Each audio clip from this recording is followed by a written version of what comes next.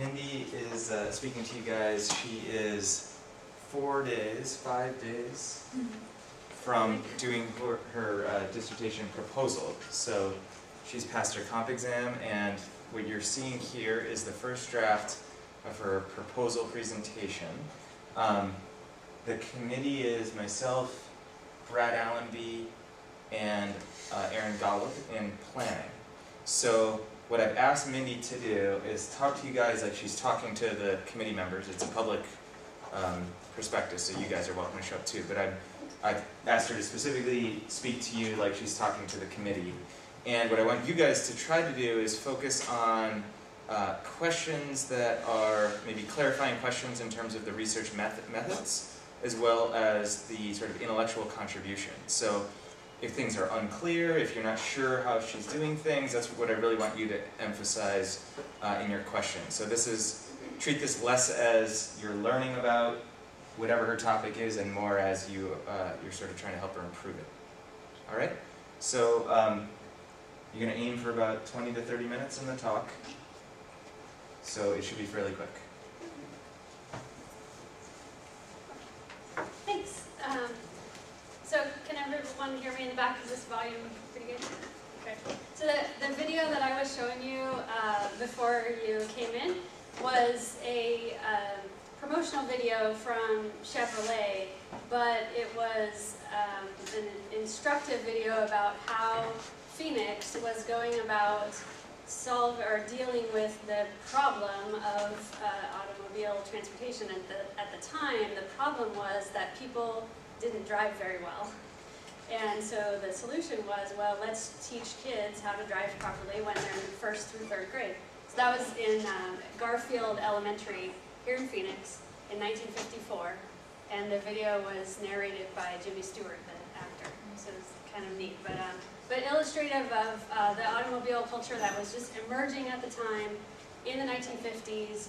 And if you'll notice, I don't know how much you were watching closely the video, but when they were teaching the kids how to drive in these little cars, there were pedestrians, but there were no bikes, no buses, no trains. It was all the automobile, and it was all not that whether or not you would take the automobile to get around, but when you took the automobile, how would you do it in the right way? So just illustrative of the time. But I'm going to talk to you today about transportation infrastructure, and particularly passenger transportation infrastructure. And the problem is that populations are growing and urbanization is happening. We know that populations will grow in cities. The infrastructure itself, and particularly the passenger transportation infrastructure, is aging, and budgets are getting tighter. And so there's a conflict between how cities will grow and continue to meet the needs of the citizens, while also trying to do so in a more efficient way and to meet goals for sustainability and environmental stewardship and reduction in the use of natural resources. So Phoenix, in particular, is trying to deal with this. This graphic on the left shows you how Phoenix is looking at sustainable transportation, and they realize that these this concept of sustainability are normally displayed by these interlocking spheres. The economy, the environment, and social issues are here. They show equity. And there's these overlapping and interrelated other things that they interact as part of the entire problem. So you might be able to tackle one aspect of the problem, like the economic aspects of building new infrastructure, but that might ignore the environmental aspects or the social equity aspects. So you have to look at all of them in concert in order to deal with the comprehensive problem. So why am I looking at Phoenix for sustainable transportation?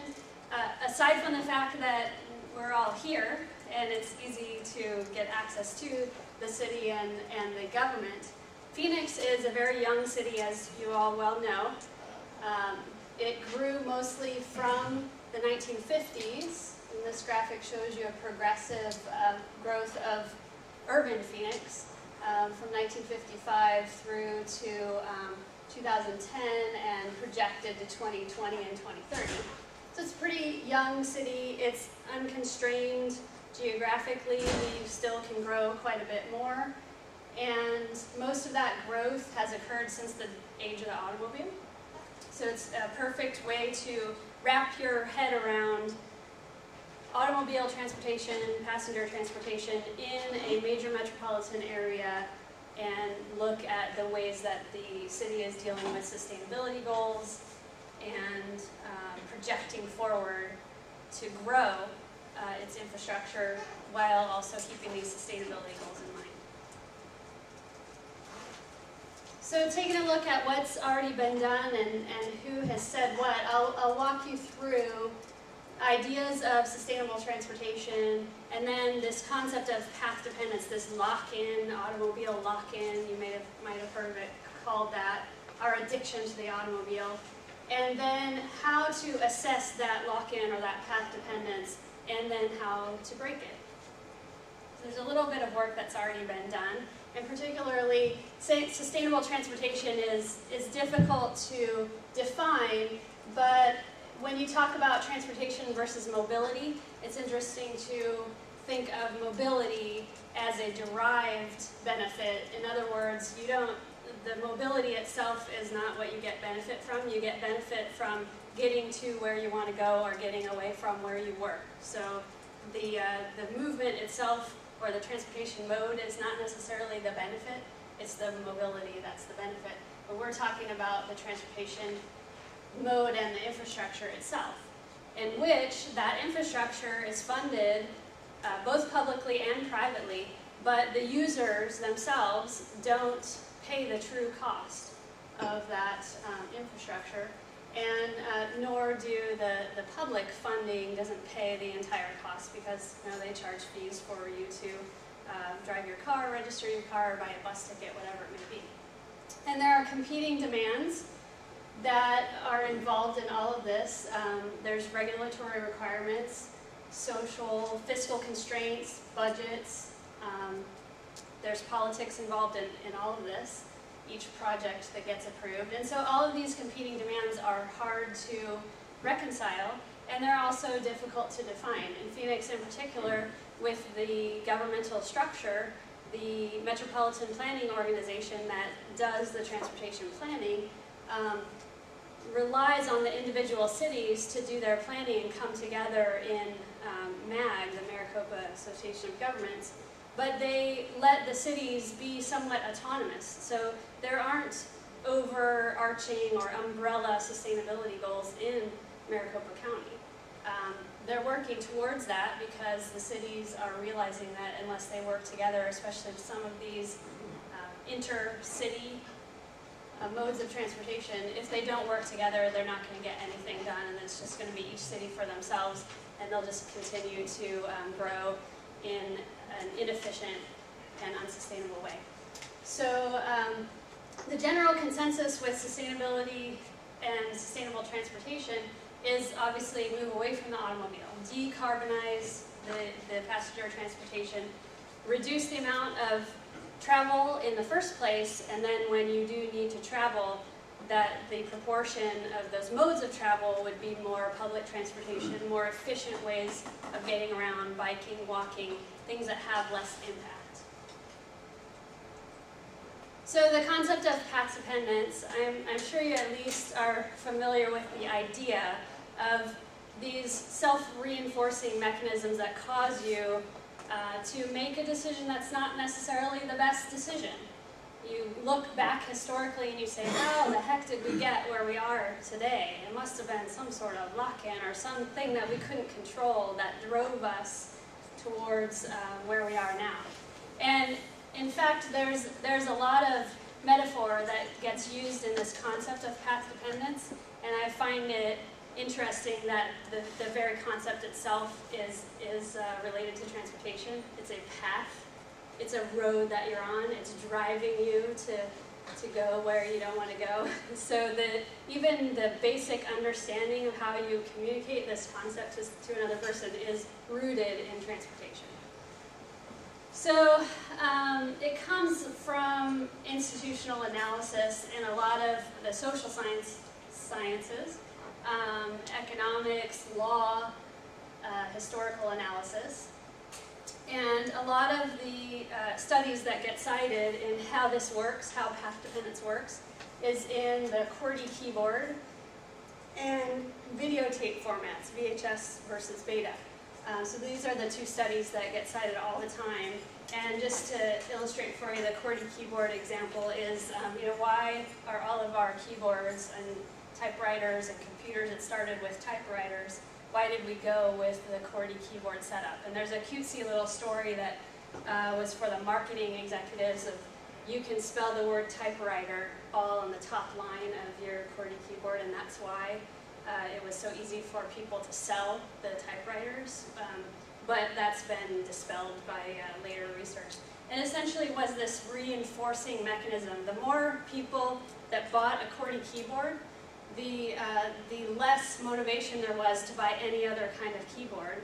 And the more people out there that have this keyboard, the easier it was for another person who doesn't own a typewriter yet to buy a QWERTY keyboard, because there's more of them out there, and it was more likely that that's going to be the one that wins out.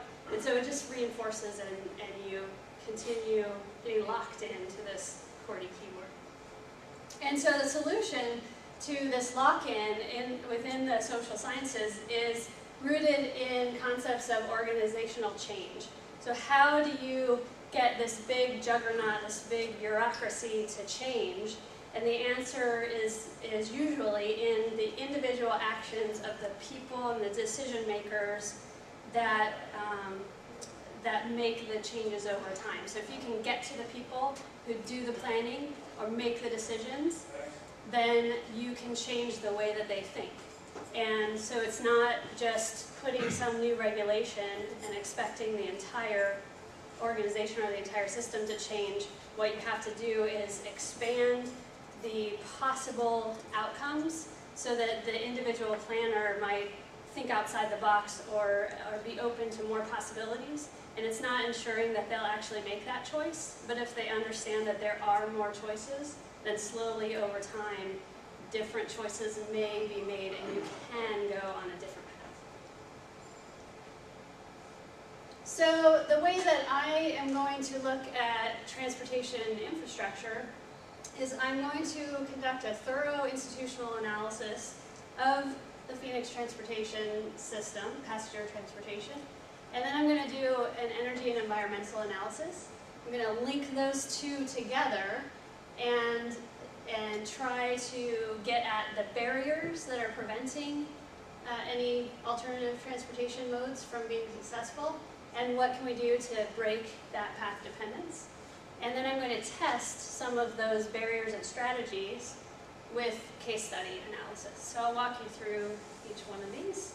The first is an institutional analysis. So this is, again, from the social sciences. It's a way of basically mapping out the entire system itself. And you have not only people, but you have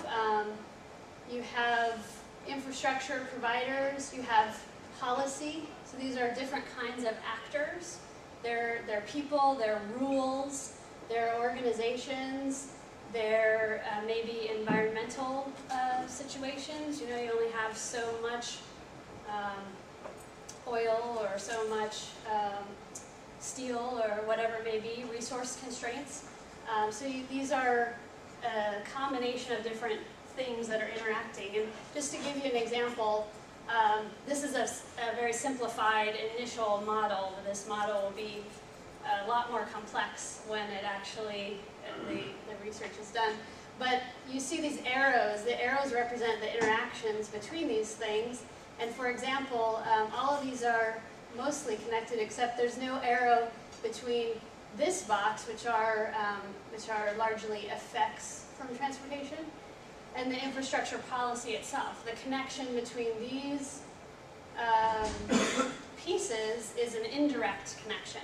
So transportation policy affects the infrastructure itself, and then when that infrastructure gets used, it has these results. There's no direct link between the policy and the effects. So this is just an example of where it's not just labeling everything and then connecting it all. There are conscious ways of connecting this so that you completely understand what affects what other part of the system, and this will lead to where you can identify intervention points or changes in the system that might be able to be made, or who needs to know is the big thing.